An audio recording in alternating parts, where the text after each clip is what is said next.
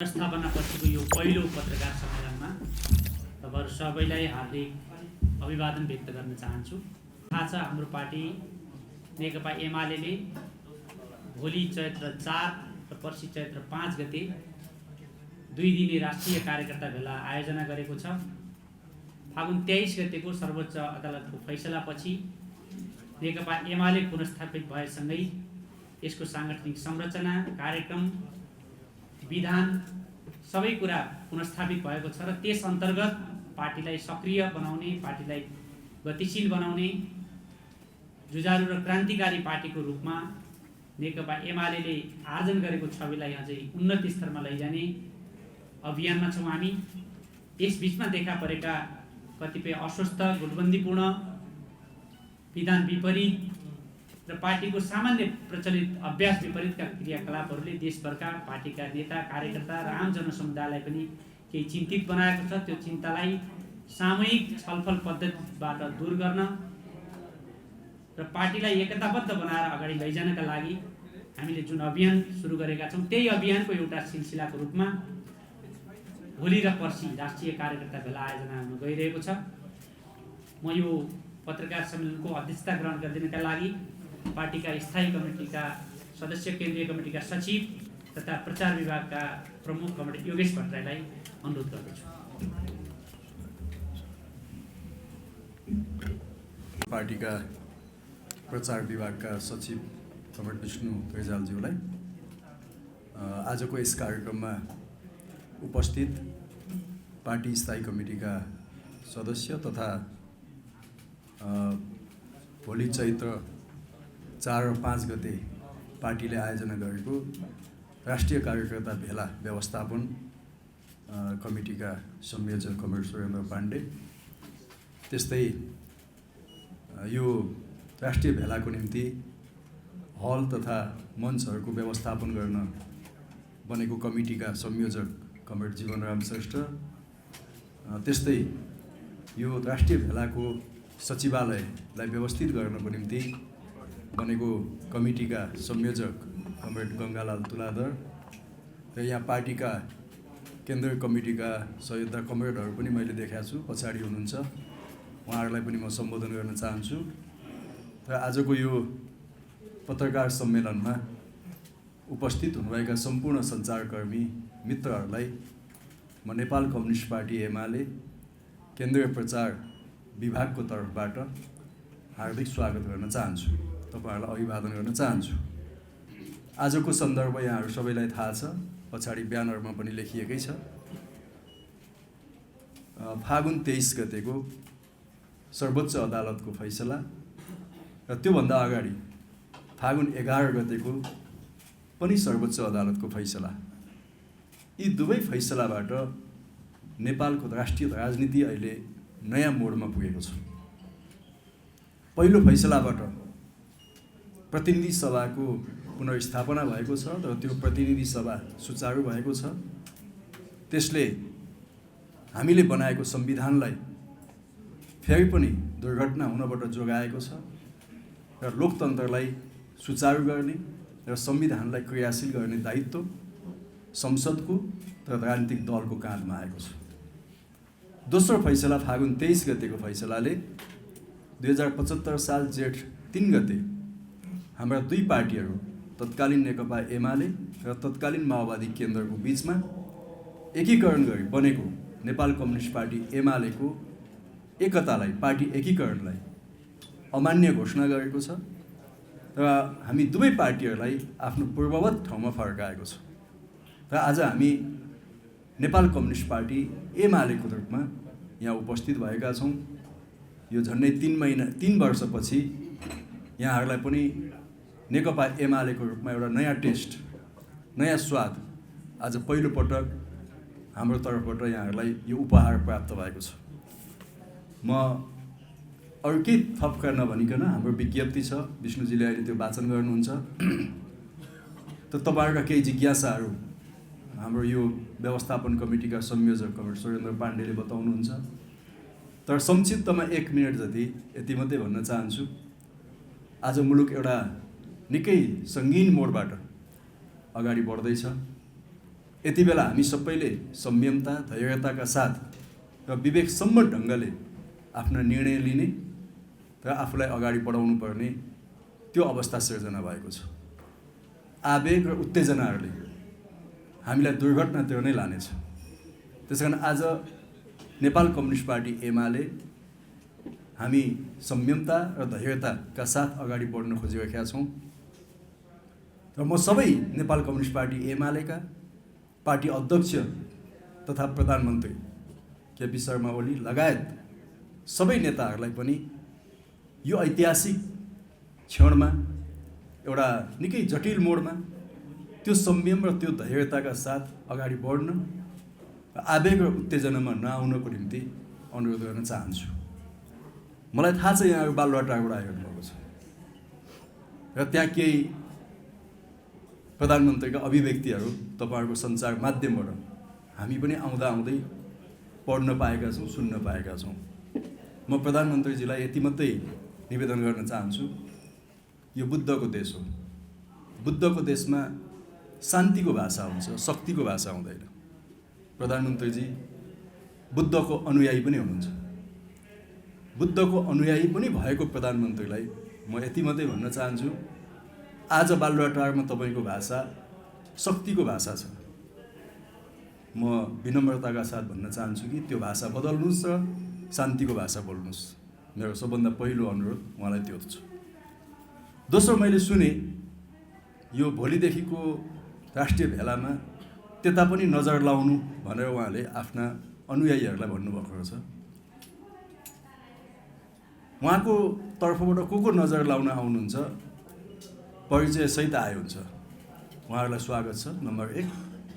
Number 2, हामी त यो पनि भन्न चाहन्छौँ कि यो भेला तपाईँकै हो, राष्ट्रिय भेला भोलिदेखिको। तपाईँ नै प्रमुख अतिथि भएर यो भेलाको उद्घाटन गर्नुहोस्।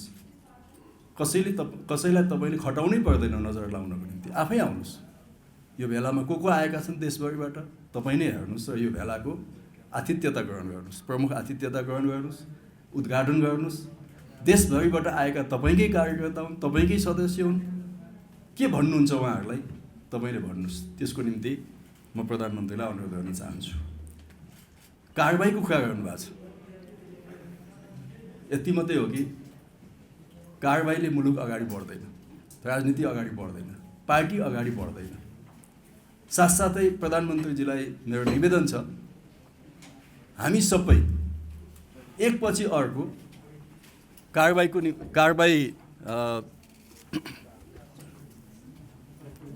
कहीँ फुस्क्यो,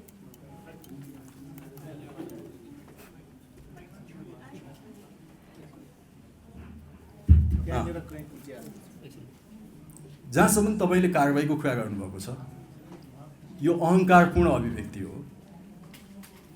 हामीलाई कुनै दुःख छैन, हामी एकपछि अर्को कारबाहीको निम्ति लामबद्ध छौँ, कारबाही खानको निम्ति तयार छौँ, लामबद्ध छौँ। त्यसमा हामीलाई कुनै पश्चाताप हुने छैन, किनभने हामी मुलुकको लागि, संविधानको लागि हामीले प्राप्त गरेको जनसमर्थनको रक्षाको निम्ति उभिएका मान्छे हौँ। हामीलाई त्यसमा कुनै हिंताबोध छैन। त्यसैले तपाईँले गर्ने प्रत्येक कारबाहीको निम्ति पनि हामी लामबद्ध छौँ। तर तपाईँलाई यति मात्रै निवेदन गर्छु, जब इतिहासको कठघरामा तपाईँ उभिनु भएको छ, तपाईँले धेरै प्रश्नहरूको उत्तर दिनुपर्नेछ। जब इतिहासले सोधेका प्रश्नहरूको तपाईँ उत्तर दिन असमर्थ हुनुहुन्छ, ती उत्तर दिन सक्नुहुन्न, त्यो बेला इतिहासले तपाईँलाई कठोर कारबाही गर्छ, इतिहासले तपाईँलाई कठोर कारबाही गर्छ। सायद त्यो बेला तपाईँको निम्ति 2 थोपा आँसु चुहाउने मान्छे नहुन पनि सक्ला, त्यो दुखान्त स्थिति पनि आउन सक्ला। त्यसैले धम्कीका भाषा नबोलौँ, संयमताका साथ अगाडि जाउँ भन्ने हाम्रो आग्रह छ। आज मैले एउटा बडा राम्रो स्टेटमेन्ट पढेको थिएँ। उत्तर कोरियाको राष्ट्रपति किम जोङ उनको बहिनीले अमेरिकी राष्ट्रपतिलाई भनेको छ, व्हाइट हाउसमा 4 वर्ष शान्तिका साथ, व्हाइट हाउसमा 4 वर्ष चाहिँ व्हाइट हाउसमा 4 वर्ष शान्तिका साथ बस्ने हो भने बारुदको गन्ध फैलाउन बन्द गर भनेको छ। त्यो ज्यादै मार्मिक स्टेटमेन्ट छ। म पार्टीको तर्फबाट र एउटा प्रतिनिधि सभाको सदस्यको रूपमा पनि हाम्रा सम्माननीय प्रधानमन्त्रीजीलाई पार्टी अध्यक्षलाई भन्न चाहन्छु, अब 2 वर्ष तपाईँको बाँकी छ प्रधानमन्त्री। 2 वर्ष बालुवाटारमा चैनका साथ बस्नुहोस्, यो बारुदको गन्ध नफैलाउनुहोस्, यसले तपाईँलाई कहीँ पनि पुर्याउँदैन, त्यसले दुर्घटनातिर मात्रै लान्छ। त्यसैले एकपटक फेरि इतिहासतिर फर्क्यौँ, यो पार्टी कसरी बन्यो, कस्ता दुःख र पीडाहरूबाट बनेको छ र आज इतिहासले तपाईँको हातमा यो पार्टी सुम्पेको छ। हामी आशा गर्छौँ कि तपाईँको हातबाट यो पार्टी छेदविच्छेद हुने छैन र आउने पुस्ताको निम्ति यो पार्टी सकुशल हस्तान्तरण हुनेछ, हामी त्यो अपेक्षा गर्छौँ। र भोलिको र पर्सिको राष्ट्रिय भेलामा दृढताका साथ सहभागी हुन देशभरका सम्पूर्ण कमरेडहरूलाई म अपिल गर्न चाहन्छु र तपाईँ पत्रकार साथीहरूलाई स्वागत गर्न चाहन्छु। र यो हाम्रो यहाँहरूको लागि बनाइएको जुन प्रेस विज्ञप्ति छ, त्यो प्रेस विज्ञप्ति वाचन गर्न म कमरेड विष्णु रिजाललाई अनुरोध गर्न चाहन्छु।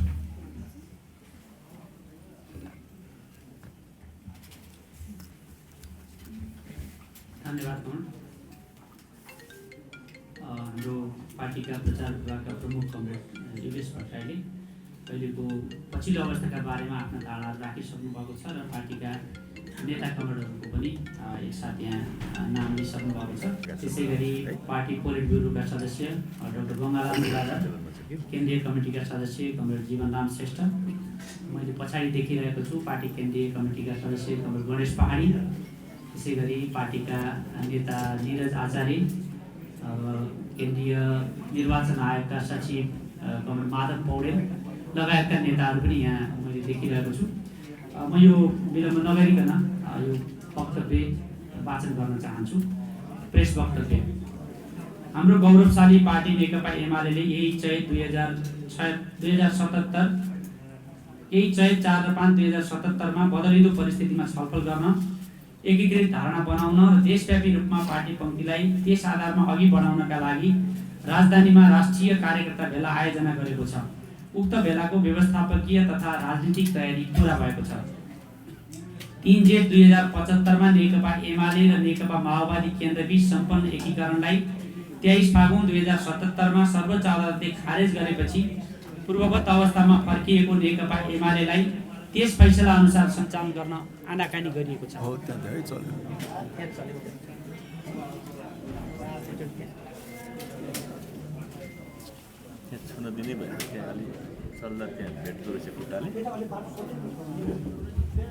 त्यहाँ एकछिन नसक्दिनु है साथी।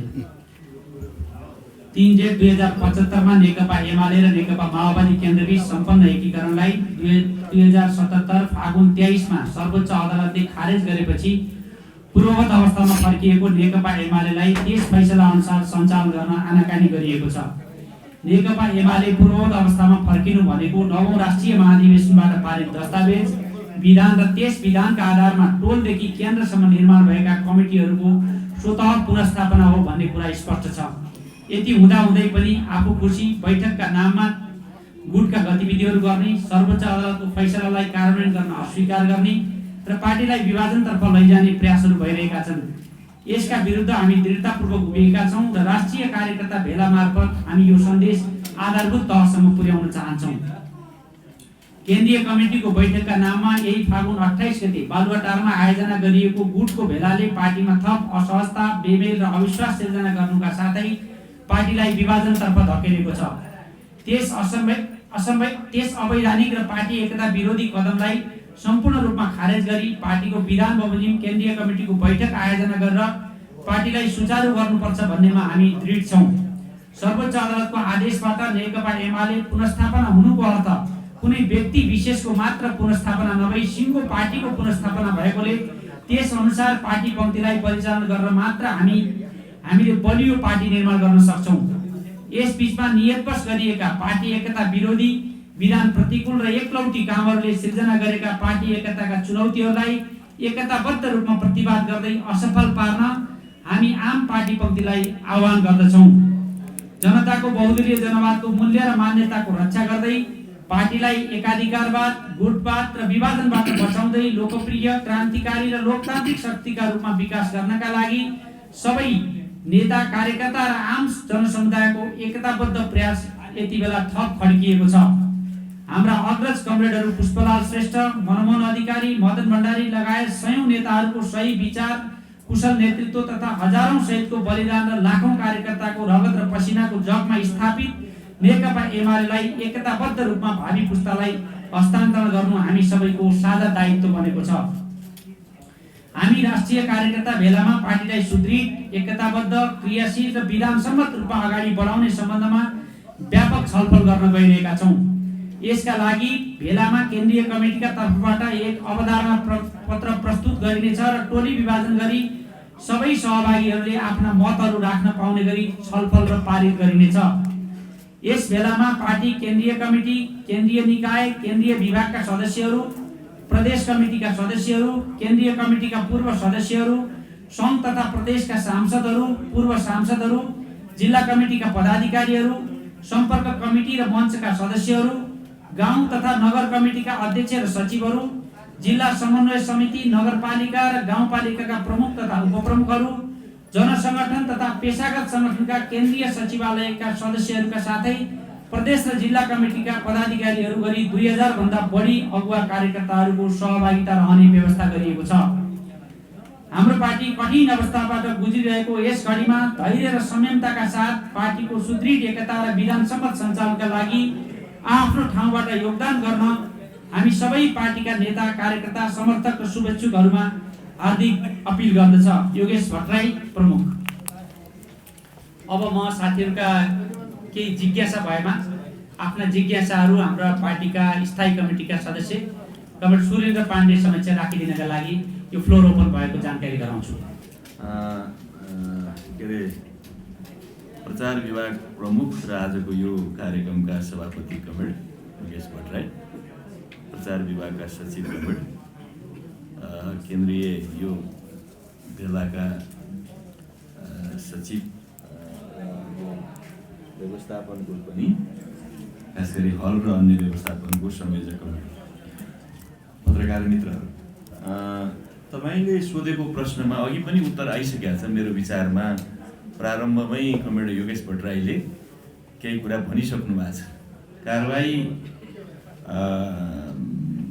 यदि मानुस अस्तिको बैठक भनेर गरिएको जो गुट भेला थियो, नेकपा एमालेको विधानले अदालतले एमालेलाई बिउत्याइदियो। बिउतिएको एमाले पूर्ववत रूपमा सग्लो जहाँबाट बिउत्यो त्यहीँबाट आरम्भ गर्नुपर्ने हो। त्यसभन्दा अन्य गतिविधि गर्नु चाहिँ पार्टीको विधान विपरीतको कदम हो र काम कारबाही हुने। त्यसैले त्यो स्वयं नै काम कारबाहीहरू कारबाही योग्य छन्। त्यस हिसाबले जब आफै गलत आधारमा खडा भएको पार्टी अध्यक्षले म अरूलाई कारबाही गर्छु भन्न सुहाउने कुरा भएन। पार्टीको विधान विपरीत काम गर्ने अध्यक्ष पनि कारबाहीको पात्र हुन्छ कि हुँदैन? अध्यक्ष चाहिँ त्यसबाट मुक्त हुन्छ, अरू चाहिँ कारबाही योग्य हुन्छन्, कारबाही भागी हुन्छन् भन्ने हुँदैन। त्यस हुनाले मैले यहाँलाई के भन्न चाहन्छु भने त्यो अस्तिको कदम नै गलत थियो, कारबाही योग्य थियो। हामीले त्यसलाई अस्वीकार गरेका छौँ र हामीले हिजो अध्यक्ष सहितको भेटमा हामीले यो कुरा प्रष्ट भनेका छौँ। ती कुराहरूलाई शून्यमा राखौँ र नयाँ स्टार्ट गरौँ, फ्रेस स्टार्ट गरौँ र त्यो मात्रै एकता, पार्टी एकताको चाहिँ के भने आधार हो र अन्य कुराबाट पार्टी अगाडि जान सक्दैन। त्यसैले यस प्रकारको गलत अडान र आधारमा खडा भएको अवस्थामा चाहिँ कारबाहीको कुरा गर्नु भन्ने कुरा चाहिँ त्यो अनावश्यक कार्यकर्तालाई तर्साउन खोजिएको कुरा होला। अहिलेका कार्यकर्ता त्यस कुराबाट विचलित हुँदैनन् भन्ने मलाई लाग्छ।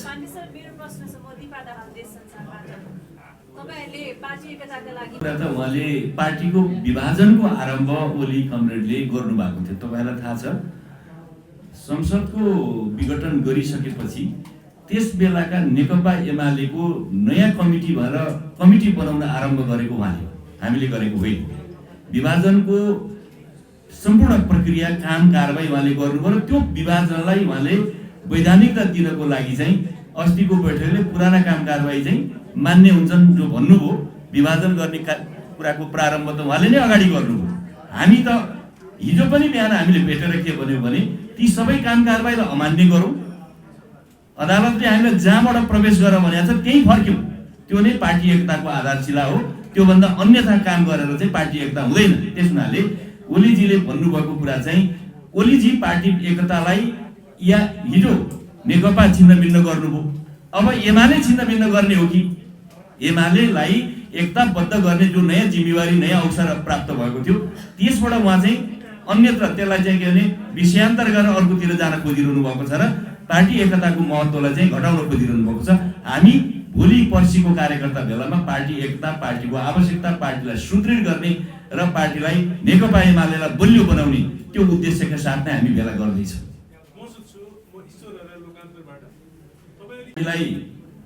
पार्टी भनेको राजनीतिक संस्था हो, राजनीतिक संस्थाले राजनीतिक गतिविधि, यो चाहिँ हामी अरू अन्य कुराको लागि जमघट हुने होइन। किनभने पार्टी आफै मैले अघि नै भने राजनीतिको नेतृत्व गर्ने संस्था भएको हुनाले राजनीति बेगर पार्टी भन्ने नै हुँदैन। दोस्रो, यो हाम्रो वैधानिक व्यवस्था पनि हो कि पार्टीको विधानमा हामी यसकालका बेला गतिविधिहरू गर्ने, पार्टीका कार्यकर्ताहरूको विचार बुझ्ने, पार्टीलाई सुदृढ गर्नको लागि ती विचारहरूलाई चाहिँ फेरि पार्टीको केन्द्रीय तहमा लगेर ती विचारहरूको आधारमा पार्टीलाई थप सुदृढ गर्ने, योजनाहरू निर्माण गर्ने, यही उद्देश्यबाट नै हाम्रो भोलि र पर्सिको बेला चाहिँ निर्देशित छ।